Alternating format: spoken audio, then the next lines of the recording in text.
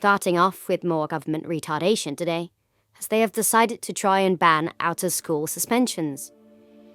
Do you have any idea how difficult it is to get a suspension?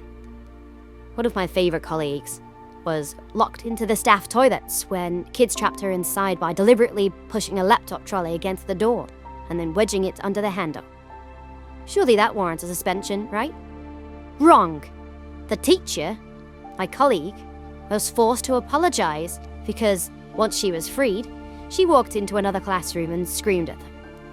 And you wonder why there are so many strikes. It's because teachers have their lives literally put in danger, and the school does nothing. Neither do the students' retarded parents. Fun fact, that incident was actually what caused me to start this channel in the first place. Now, let's continue. The government have really been fucking with schools this week. Well, since they came into office, but a fair amount this week. Let's start with the government's answer to all the strikes. A 6% pay rise to all school staff. That comes out of existing funds. Basically, all the money is going to come from the trusts. The trust is going to have to rearrange staff and lay them off so they can afford to pay the others. That's fantastic. My job is now at risk. Speaking of budgets, Labour announced plans to cut the PE budget for schools. By how much? Oh, it's not much. It's just all of it. Reduce spending on SEND, reduce spending on teachers, and now reduce spending on PE. So Labour, where is all this money going? How about on building educational hubs in other countries? Budget cuts are leading principals to consider shortening school days. But don't worry, because little Mohammed will be getting his British education. Oh wait, never mind. He won't, because they refuse to send their children to the UK due to Islamic extremists. Their goal is to make every person on the planet a Muslim, yet they deem Islam to be too radical. These jokes just write themselves. Let's see here. How is this an article? I mean, yeah, it says in the title this should be a no-brainer, but this shouldn't... Who wrote this?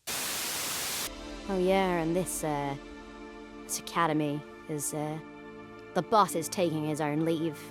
The strikes, there's too many strikes, so the boss is leaving as well.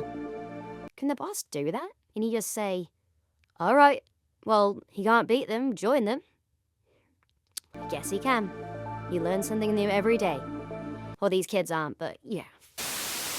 Also, I found this, which is just hilarious. This guy, Adrian Childs, he's really, really salty because he found a plaque that explained how the percentages of what kids can learn. And it turns out that kids don't learn a lot from the radio. It's like, no shit. What kid listens to the fucking radio? They barely know how to read. What makes you think they listen to the radio? Like, I know radio has its purposes and everything, and I love music, so... But the radio is kind of outdated. You know? You might have it on in a car, but kids aren't going to be listening to you. I thought my articles and radio shows made an impact on the people. It's like, no. No one's... Well, I mean, some people might be listening, but the kids aren't. They're just not. Sorry to say. In US education, we have kids no longer going to school because they're fearful of ice. I mean, it just shows everything about the state of the world, isn't it? We're not going into work because we have strikes and we're not getting paid enough. The US aren't going into school in case they get gunned down. Anyway, where was I? Alright, more sad news. A heartbroken mother has accused Glasgow University of failing her son, who took his own life after failing a course he sunk years of his life into. What makes this even more tragic is that this man didn't even fail. The university just didn't bother doing their jobs. He should have graduated with a 2-1 honours degree. No, you know what? No, I'm done with this. I'm actually done. The state of education is a complete mess right now. Morality is at an all-time low, recruitment is at an all-time low, and discipline is at an all-time low. Not only that, but we can't even do anything about it. The kid was throwing his teddy bear around the room today, so I confiscated it. Then I got in trouble for taking away his emotional support toy. Hey, why are you wearing jeans? By special needs mean I can wear jeans instead of school trousers. The fuck do you mean? What need could that possibly be? Oh, Lyra, you gotta fill in this kid's positivity card for his lesson with you. Or should I say, his lesson with Lyra. The fuck is a positivity card? You have to write down something that you did well in the lesson on this card. What? So it's like a report card, but we have to be overly nice to them and only write nice things? That's right. He didn't do any work.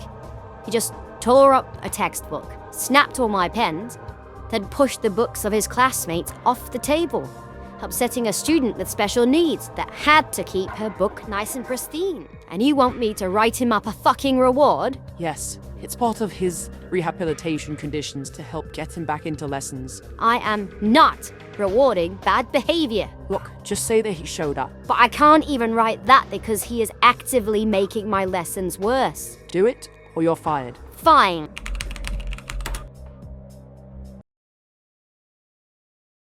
Take it or leave it. This is the problem with schools. Teachers are paid in Monopoly money and have to put up with all this shit. Let's face it, if these kids were removed from the system, the class would be objectively better. Now don't get me wrong, I'm not saying we should round up all the little shits and remove them from the school.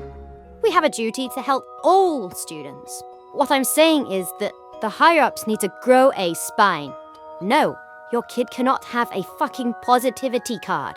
He'll get in the fucking classroom or we'll suspend him, and it'll be your problem once again. Parents, do your fucking job.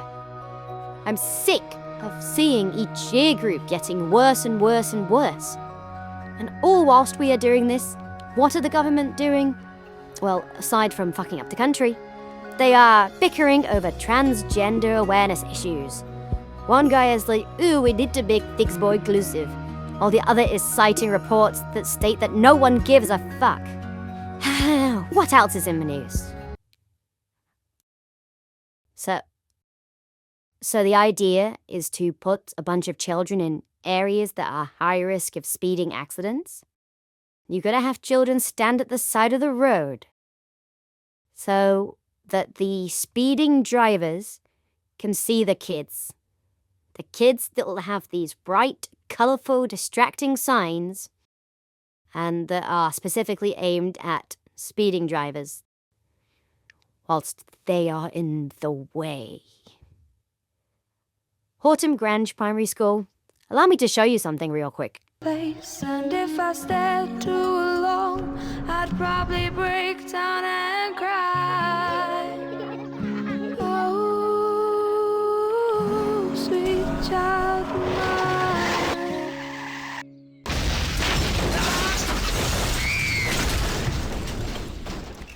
Since 2000, speeding has killed a classroom of our children.